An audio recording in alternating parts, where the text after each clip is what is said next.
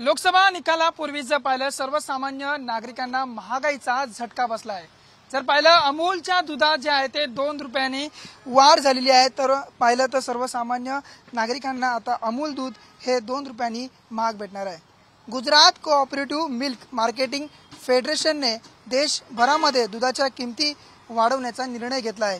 2 रुपये प्रति लिटर वाढ म्हणजे एकूण किमतीत 3 ते 4% वाढ करण्यात आली आहे। यापूर्वी फेब्रुवारी 2023 मध्ये अमूलने दुधाच्या किमतीत वाढवल्या होत्या। आता पुन्हा जर पाहिलं लोकसभा निवडणुकीच्या निकालापूर्वीच जर पाहिलं पुन्हा अमूलच्या दुधात 2 रुपयांनी वाढ झाल्याचं पाहायला मिळत आहे। कॅमेरामॅन रोहनसह अविनाश माने, TV9 मराठी, मुंबई।